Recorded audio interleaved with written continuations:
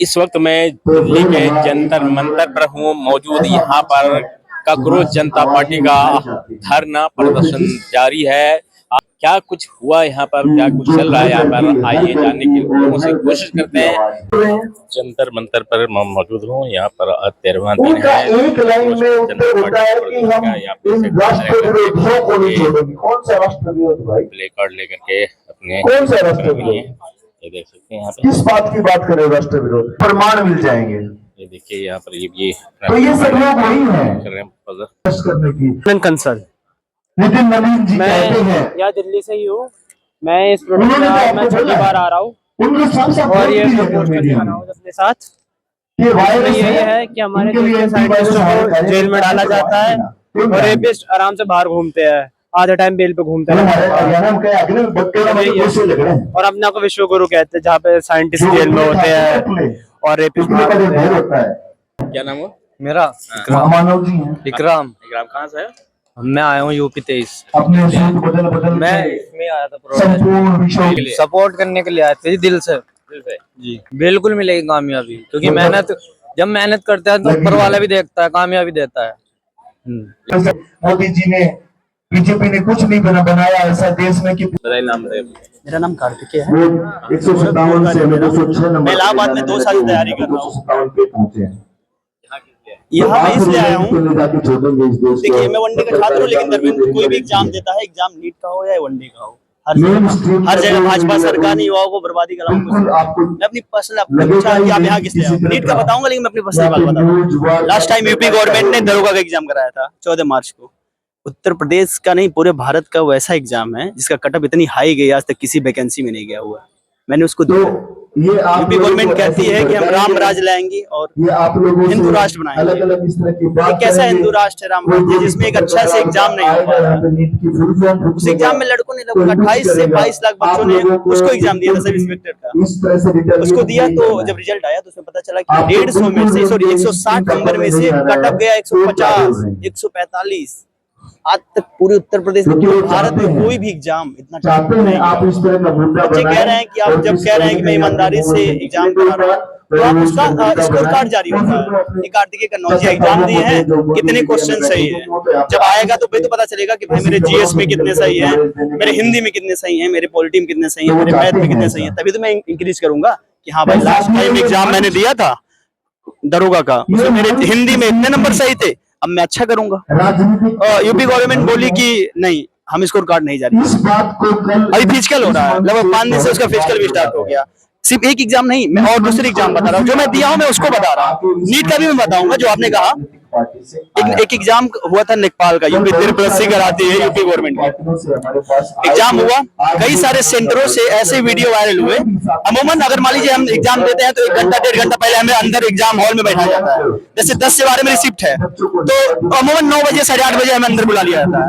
तो ऐसा video viral हुआ कई सेंटरों से कि बच्चे 10 से 12 एग्जाम दे रहे हैं, 12 बजे नहीं निकलना है, कभी 3 बजे कभी 4 बजे। तो कोई भी जो नॉर्मल लड़का होगा वो यही सोचेगा कि भाई कहीं ना कहीं अंदर से OMR भरा रहा, नकल हो रहा है, चीटिंग की व्यवस्था हो रही है, कुछ ना कुछ गलत हो रहा है। उसके लिए बच्चे इको गार्डन में लखनऊ स्ट्राइक किए।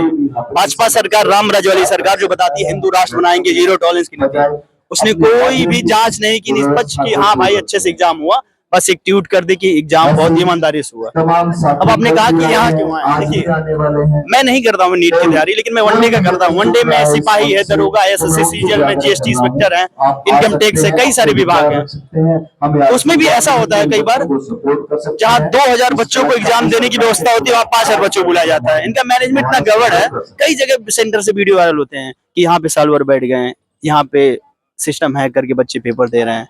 अब मैं पर्सनली 2 साल से मैं इलाहाबाद हूँ, कहीं ना कहीं मेरी एज 21, 22, 23 साल हो गई। एक वो लगता है कि आप ईमानदारी से मेहनत कर रहे हैं और आपका सिलेक्शन नहीं हो रहा, आपके माँ बाप भी एक उम्मीद से भेजे हैं मेरे। अब घर पे, मेरा घर गोरखपुर है, मेरे माँ बाप ने कैसे पैसा दे के भेजते हैं। मेरी माता जी एक आउटसोर्सिंग कर्मचारी हैं, ज्यादा उनकी सैलरी 6 से 8 हजार रुपए, आंगनबाड़ी हेल्पर जिसे गाँव में बोला जाता है। वो पैसा मुझे देती है, मेरा बेटा पढ़ेगा, शायद घर का भला हो, समाज का भला करेगा। लेकिन देखिए ईमानदारी से एक सरकार जो कहती है हिंदू राष्ट्र बनाएंगे, विश्वगुरु भारत में 24 लाख बच्चों का नीट का एग्जाम नहीं करवा पा रहे हैं आप, इसी को विश्वगुरु बोलते हैं।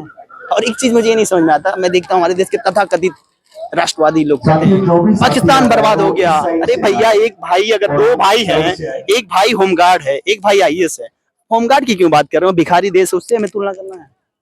आप चाइना से बात करिए, अमेरिका से बात करिए, ये होती है राष्ट्रवाद। भाई जो देश भिखारी है, कोई भी देश एक विशेष धर्म को लेकर कभी भी आगे नहीं बढ़ सकता। आप पाकिस्तान का देखिए, बांग्लादेश का देखिए, श्रीलंका का देखिए, आप उससे कंपेयर करते हैं, यही रह गया। मैंने कहा ना, दो भाई हैं, एक भाई 680 रुपए पर डे पे होमगार्ड, एक भाई 2700 ग्रेड पे आईएएस की नौकरी कर रहा है। चाइना से अपने आप की बराबरी कर रहा है। राष्ट्रवाद का मतलब ये है। और आप ये सब बात करते हैं तो लोग कहेंगे तुम हिंदू विरोधी हो, तुम भाजपा। अरे भैया, मैं हिंदू हूँ, हिंदू नहीं, मैं भारतीय हूँ। मैं हिंदू हूँ, मुस्लिम हूँ, दलित हूँ, अल्पसंख्यक हूँ, उससे क्या लेना देना? मैं कुछ गलत काम कर रहा हूँ? मैं आतंकवादी समर्थक कर रहा हूँ? मैं कह रहा हूँ एग्जाम अच्छे से करवाइए, यही कह रहा हूँ ना। ऐसा तो नहीं करो नहीं काट देगा अच्छे से, नहीं आप मुझे कुछ दे दीजिए कॉपी, ऐसा तो कह नहीं रहा हूँ। आप कहते हैं कि मतलब भाजपा की आइडियोलॉजी ये है ना। देख, भाजपा ऐसा नहीं है कि भाजपा को इसका नुकसान नहीं होगा। अभी यूपी में लोकसभा का चुनाव हुआ है, आपने देखा होगा। यूपी में कांग्रेस और सपा का गठबंधन था, कितना अच्छा परफॉर्मेंस दिया भाजपा। पूरे देश में जो राम राज हिंदू मुस्लिम के नाम पे, अयोध्या के नाम पे चुनाव हारी, अयोध्या से भाजपा हार गई। तो ऐसा नहीं है भाजपा नुकसान नहीं हो रहा, भाजपा समझ रही है कई सारे राज्यों। लेकिन हमारे देश के लोग पढ़े लिखे ना, वो बहुत भावुक लोग हैं, वो हिंदू मुस्लिम जाति में ही फंसे रहते हैं। अच्छा, यूपी में अगर समाजवादी सरकार आ जाएगी तो यादवों का भला होगा। अरे यार, यादव में ओबीसी में सिर्फ यादव ही रहते हैं।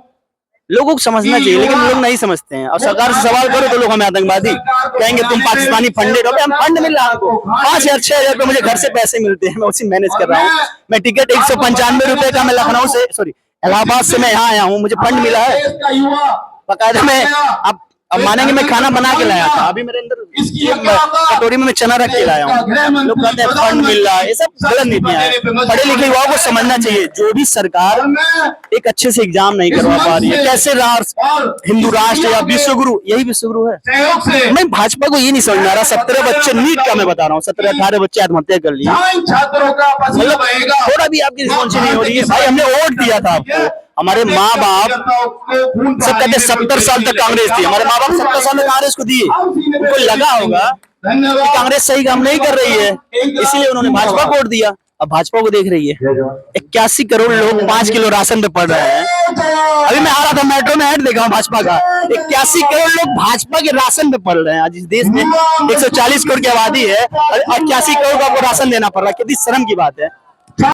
अगर ये वीडियो अच्छी लगी तो लाइक शेयर जरूर कीजिए।